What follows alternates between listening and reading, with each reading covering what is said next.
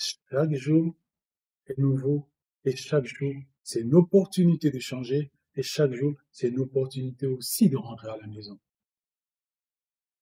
Notre Père Tibi disait, si nous vivons chaque jour comme étant notre dernier jour sur la terre, nous ne serons pas surpris. Si nous vivons chaque jour de notre vie comme étant le dernier jour que nous allons passer sur la terre, il n'y aura pas de surprise pour nous. Et vous comprenez pourquoi nous devons avoir un cœur dégagé mais pas engagé dans les choses de ce monde? Parce que ce cœur-là doit focaliser jour et nuit la sainte cité, le royaume de Dieu. C'est la fameuse phrase qu'a citée Jésus. Cherchez avant toute chose, premièrement, le royaume et la justice de Dieu. Et ceci, c'est nuit et jour. Et si notre cœur est engagé dans les soucis de ce monde, dans les désirs de ce monde, dans les plaisirs de ce monde, dans les distractions de ce monde, dans les aspirations de ce monde, pour sûr, nous allons avoir la surprise. Nous allons avoir la surprise. Il est impossible qu'un cœur de chrétien qui est engagé dans cette direction ne puisse avoir de surprise. Oh oui, il y aura la surprise. Si notre cœur est focalisé vers le royaume, comme étant chaque jour, écoutez, je me réjouis. Aujourd'hui, c'est une opportunité de changer. Aujourd'hui, c'est une opportunité de pouvoir m'améliorer. Je vais pleurer, je vais souffrir, je vais peut-être même m'énerver, je vais peut-être même être découragé. Ça fait rien, Seigneur, soutiens-moi. Et aujourd'hui aussi, ça peut être le dernier jour, la trompette peut sonner. Seigneur, merci. C'est ça que notre cœur doit être engagé avec.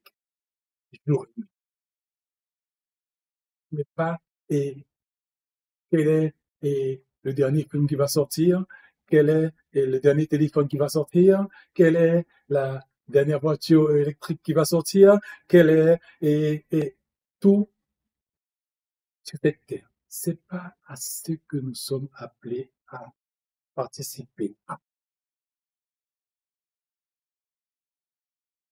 Le changement dont il est question, c'est un changement de contenu qui va influer sur nos aspirations, nos recherches, nos demandes, nos souhaits.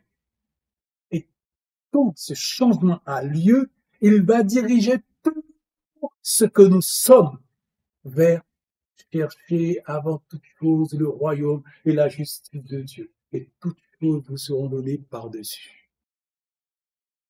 C'est ça la mission de l'évangile. On en a fait aujourd'hui bien autre chose que ça. Mais il ne faut pas se tromper. Au point où, quand le vrai message de l'évangile est annoncé, certains chrétiens se trouvent mal à l'aise. Parce qu'ils se disent, écoutez, parce qu'ils veulent concilier la vie de ce monde avec la vie du ciel. Et savez-vous pas que ceux qui veulent être amis du monde seront amis de Dieu? Vous connaissez le passage? Ne Non, savez-vous ennemi pas? de Dieu. Pardon? Ennemi de Dieu. Ah, ah. C'est pas vous, c'est pas moi qui avons écrit le passage, c'est Dieu lui-même. Ne savez-vous pas que ceux qui veulent se concilier le monde, se devenir amis du monde, se font ennemis de Dieu? Parce qu'il y a incompatibilité de nature, incompatibilité et de propriété. La lumière, l'autre ténèbres. Ils ne peuvent pas se concilier. Et si toi, bien-aimé, tu n'arrives pas à comprendre ça dans ton cœur, juste te dire, je suis en difficulté, car ça aurait dû être clairement énoncé à l'intérieur de moi, de manière claire.